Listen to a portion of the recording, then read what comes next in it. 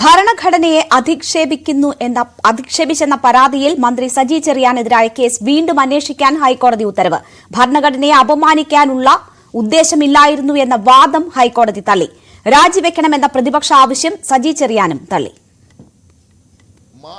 Case അന്വേഷണം അവസാനിപ്പിച്ച് Saji ചെറിയാനെ കുറ്റമുക്തനാക്കിയ magistrate കോടതി ഉത്തരവ് ഹൈക്കോടതി റദ്ദാക്കി.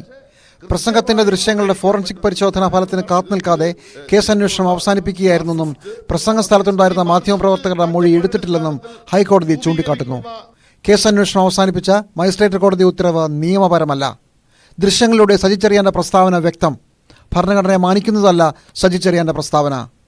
കേസ് അന്വേഷണത്തെ നിശിതമായി വിമർശിച്ചുകൊണ്ടുകൂടിയാണ് ഹൈക്കോടതി പുനരന്വേഷണത്തിന് ഉത്തരവിട്ടിരിക്കുന്നത്. മന്ത്രിയെ വെള്ളപൂശിയുള്ളതാണ് അന്വേഷണ ഉദ്യോഗസ്ഥന്റെ റിപ്പോർട്ട്. ഇത് നിയമപരമായി നിലനിൽക്കുന്നതല്ലെന്ന് ഹൈക്കോടതി വ്യക്തമാക്കി. അതേസമയം CBI അന്വേഷണം വേണമെന്ന ഹർജിക്കാരന്റെ ആവശ്യം കോടതി തള്ളി.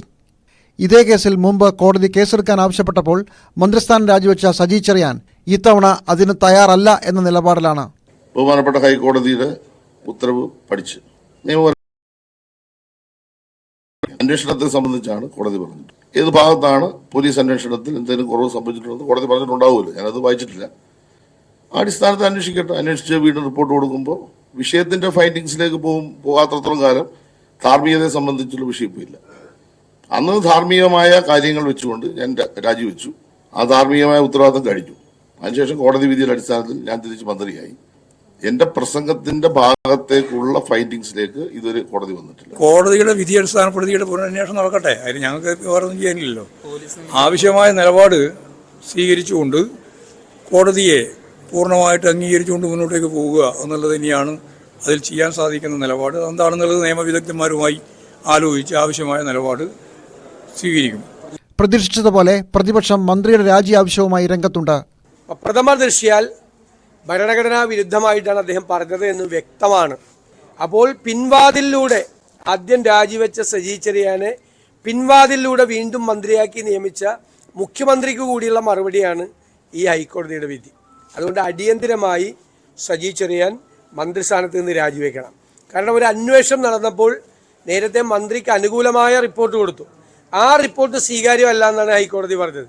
അല്ല, അദ്ദേഹം പറഞ്ഞ കാരണം തന്നെ കഴിഞ്ഞ പ്രാവശ്യം അന്വേഷണം നടക്കുന്ന ഘട്ടത്തിൽ അന്വേഷണം ഉള്ളത് കൊണ്ട് ഞാൻ മന്ത്രിയായിരിക്കുന്നത് ശരിയല്ല എന്ന് പറഞ്ഞാണ് അദ്ദേഹം കഴിഞ്ഞ പ്രാവശ്യം രാജിവെച്ചത്. സെയിം സിറ്റുവേഷൻ ഇപ്പോൾ തിരിച്ചെത്തിയിരിക്കുകയാണ്.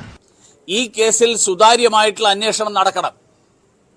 നേരത്തെയും നടന്നിട്ടുള്ളത് ഈ കേസിനെ സംബന്ധിച്ച് വ്യക്തമായിട്ടുള്ള തെളിവുകൾ ഉണ്ടായിട്ടും കേരള പോലീസ് ഈ കേസിൽ സജി ചെറിയാൻ അനുകൂലമായി നിന്നുകൊണ്ട് കേസ് തേച്ചുമാച്ച് കളയാൻ പറ്റുന്ന വിധത്തിലുള്ള ഒരു റിപ്പോർട്ടാണ് തയ്യാറാക്കി നൽകിയത്. അങ്ങനെ പോലീസിനെ ഉപയോഗിച്ചുകൊണ്ട് കേസ് തേച്ചുമാച്ച് കളയുന്ന സ്ഥിതി, ആ സ്ഥിതി ക്രൈംബ്രാഞ്ചിന്റെ അന്വേഷണത്തിൽ ഉണ്ടാവുന്നില്ല എന്ന് ഉറപ്പുവരുത്താൻ ഹൈക്കോടതി പ്രത്യേകം താൽപര്യമെടുക്കണം എന്ന് ഞാൻ ആവശ്യപ്പെടുകയാണ്. News desk, news 18. ആദ്യമായി കിട്ടിയ മന്ത്രിസ്ഥാനത്ത് 1 വർഷം തികയ്ക്കും മുൻപ് രാജിവെക്കേണ്ടി വന്ന നേതാവാണ് സജി ചെറിയാൻ. വാവിട്ട വാക്കുകളാണ് സജി ചെറിയാന് വിനയായത്. പോലീസ് ക്ലീൻ ചിറ്റിന്റെ ബലത്തിൽ 6 മാസത്തിനു ശേഷം മന്ത്രിസ്ഥാനത്തേക്ക് മടങ്ങി വന്നു. ഹൈക്കോടതി വിധിയുടെ അടിസ്ഥാനത്തിൽ സജി ചെറിയാന്റെ രാജി ആവശ്യം വീണ്ടും ശക്തമാക്കുകയാണ് പ്രതിപക്ഷം. 2022 ജൂലൈ 3 പത്തനംതിട്ട ജില്ലയിലെ മല്ലപ്പള്ളിയിൽ CPM ഏരിയ കമ്മിറ്റി നടത്തിയ പരിപാടിയിൽ സജി ചെറിയാന്റെ പ്രസംഗം. ഇപ്പൊ മനോഹരമായ ഭരണഘടനയാണ് ഇന്ത്യയിൽ എഴുതി വെച്ചിട്ടുള്ളത്. നമ്മളെല്ലാം പറയും രാജ്യത്തെ ഏറ്റവും പ്രധാനപ്പെട്ട, ഞാൻ പറയുന്നത് ഇന്ത്യയിലെ ഏറ്റവും കൂടുതൽ ജനങ്ങളെ കൊള്ളയടിക്കാൻ പറ്റിയ ഭരണഘടന എഴുതി വെച്ചിരിക്കുന്നത്. ബ്രിട്ടീഷുകാരൻ പറഞ്ഞ് തയ്യാറാക്കി കൊടുത്ത ഒരു ഭരണഘടന ഇന്ത്യക്കാരൻ എഴുതി വെച്ചു. അത് ഈ രാജ്യത്ത് 75 വർഷമായി നടപ്പാക്കുന്നതിന്റെ ഫലമായി രാജ്യത്ത് ഏത് ആൾ പ്രസംഗിച്ചാലും ഞാൻ സമ്മതിക്കില്ല. ഈ രാജ്യത്ത് ഏറ്റവും കൂടുതൽ കൊള്ളയടിക്കാൻ പറ്റിയ ഏറ്റവും മനോഹരമായ ഒരു ഭരണഘടന ഇന്ത്യ എഴുതി വെച്ചിട്ടുണ്ട്.